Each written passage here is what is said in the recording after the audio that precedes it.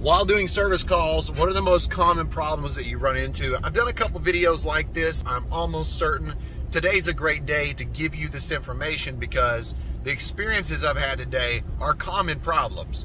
I want to talk about the units, the different brands, and what I did to figure out the problem, which was very, very simple. And of course, you know, I've got videos on my playlist, HVAC Tips for Technicians, and that is for you if you want to learn more about what it is to be an HVAC technician and the problems that I run into every single day. Today's video is about 4 or 5 service calls that I just did, and it's some good information for you. So definitely hit the like button, subscribe, and hit the bell, ding, so you know what I'm doing in the future. Really appreciate my viewers, my subscribers, and my members. If you don't have a question by the end of the video, that's perfectly fine. Leave me a comment, let me know who you are and where you're from. All right, let's get started. So, first service call of the day, I go to the Carrier gas package unit, and it's actually a dual fuel, and I have a very loud noise coming from the inducer motor, which pulls the flames through the burners, the heat exchanger, and then exit out of the side of the package gas unit, out of the flue. And that's what a bad inducer motor sounds like. So you know those blades are rusted off, and got the gas turned off because the flame rolls out because of course the inducer motor is not running properly and there's no blades, so it's not sucking that flame through the heat exchanger, through the burners. So be careful out there. And that inducer motor, upon inspection, has no blades left because it's rusted, it's old, so it needs an inducer motor. Take a picture of the model and serial number as soon as we open Monday, because this is the weekend, then I'll be able to order that part. Inducer motor was bad, that's the problem. Since it's a dual fuel, I went into the thermostat, downloaded the installation manual on Google, and I was able to find the instructions so I could take it from a dual fuel back to just a heat pump. And once I removed the outdoor sensor from the programming and then changed it back to just a heat pump, air to air, no dual fuel, no sensor, no changeover on outdoor temperature, now the customer has some heat. So if I don't have a motor at the shop, it's okay. I'll order the motor and they have heat temporarily, even though it's 10 degrees and the heat pump is going to be barely working compared to if it was 50 degrees outside. But it's okay because now inducer motor. That was the first.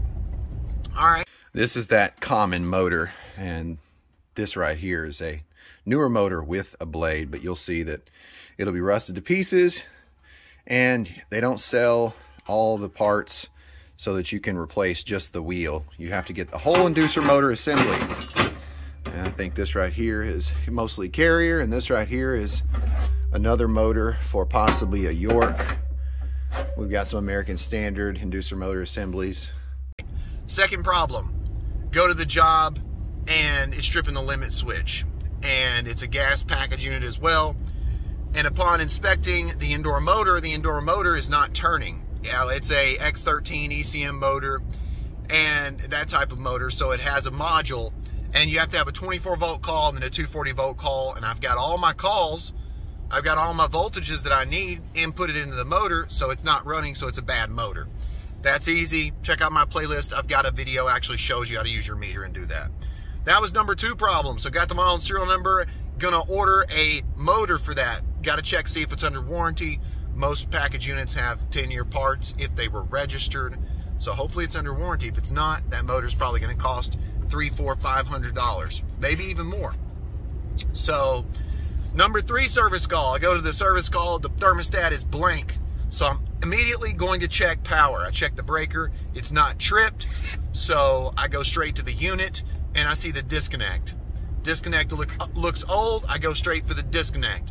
I check the power coming in, I got power coming in, and then on the load side of the fuses, because there's fuses, there's no power. Immediately, I don't even have to open up the unit. I pull the disconnect out, there's 2 fuses, they're 100 amp fuses, it's a heat pump, and one of the fuses is bad. So this right here was in the disconnect. It is an old Wadsworth disconnect, and those are my 100 amp fuses. So what I did was I took my meter, turned it to ohms, and I've got another video on how to check fuses, which you should check out, and also me using this fuse puller. This is a fuse puller right here so you can learn more about that. You see how we're not reading anything? But we've got our meter leads connected to each end of the fuse. Now let's check this fuse. And there we got a resistance reading. So this fuse right here is open. This one's closed. I've got a fuse. Going to slip it in here. Have this unit up and running. All right, got the new fuse in. You can see this is where it goes. This is a little panel that I had to take off. Measure the incoming voltage, measure the outgoing voltage. Pretty self-explanatory. Now let's see if this makes the unit run. Got a little spark. All right, good deal. Back on, got a little bit of a noisy fan, so need to check the bearings, check the charge, cause and effect. There's always a cause and there's an effect. The cause could have likely been bad bearings or something to do with the compressor or the charge, and the effect was the fuse has blown and it's no longer good. So just remember that when you're in the field. There we go. There's the third service call. All right, fourth service call. Limit switch is tripping. Limit switch is tripping. What does that mean? That means it's getting too hot. I checked the temperature. It's like 150 degrees. It's getting way too hot. How did I do that? Use my dual induct psychrometer, drilled a hole in the supply panel. You patch it after. But I checked the supply temperature is getting really hot. Indoor motor's running. Filter's clean. Vents are open, because those are things that can cause the limit switch to trip because it's getting too hot. End up checking the ductwork, and there's not enough supply vents. The unit's been installed for 6 years. The motor was just replaced, not by me, but they have a ductwork issue. So inspect their return, inspect their supply. We need to do some duct modifications. It turns out there's only 9 vents, and they're supposed to be 12 vents. It's a 3-ton unit. So take the supply panel off, let it set open and blow for a minute, and the unit works. So the problem's on the supply side. You can also use a magnehelic and check static pressure. External static pressure, which is the supply plus the return, should be 0.05. So I check, it's way more than 0.05. We have a duct issue. Airflow is one of the most #1 problems that you're going to run into. And it's nice to have a crew to do duct work, or it's nice to be able to handle the problem yourself. All right. Inducer motors fail. Indoor, outdoor motors fail. Limit switch airflow problems. I think that's it. This is going to be a little short video. Hope you enjoyed it.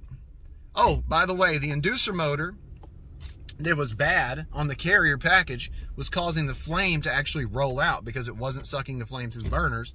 So of course the flame's going to roll out. So it was burning. The flame was just out inside the package unit, burning up the board and everything, wires. And it was not a good situation. So that's something you can run into. Be careful. Make sure you shut the gas off before you leave. You do not want the customer running it if it's dangerous. So that's something you need to know as well in the field. And that's why communication is key. You got to communicate with the homeowner what you're going to do, how long it's going to take. And then when you find out availability of the part, when you find out the price on the part, then you communicate with the customer, okay? So that they know what's happening. The biggest problem you're going to have is running into problems where it's a new customer and they have entrusted somebody else to install a unit and the install is botched. The install is no good. The install is not good because they've cut off the ductwork somehow, or the wire size is not big enough for the unit, or the fuse of the breaker is not rated for the max overcurrent protection of the equipment. So you got to do things right when you install. Otherwise, the install can be the problem. And that's one of the biggest problems, and airflow is one of the biggest problems you'll run into. So, most common problems. I just covered a few, but you should check out my video I did on parts and the most common parts that you need to keep on your service vehicle. I got a video on that, and then I've got a video on ductwork, sizing, airflow, duct design, and checking capacitors, checking gas pressure. Gas pressure. No one sets gas pressure. Brand new jobs, brand new installs. A lot of technicians are not setting gas pressure. This is not good. That can cause a limit switch trip. And I've seen some gas pressures adjusted to not so good inches of water column selections, measurements that I've had to make in the field. have told me that, man, this is way off. This is not 3.5, this is 1.5.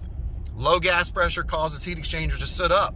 High gas pressure causes heat exchanger to burn up, or it can burn up different parts in the unit, motor, inducer motors, or indoor motors, and it causes limit switch trips. Hope you enjoyed today's video. Let me know if you learned anything. I really appreciate you watching. You're watching HVAC Tips for Technicians. I'm Tad. I'll keep you cool if you let me.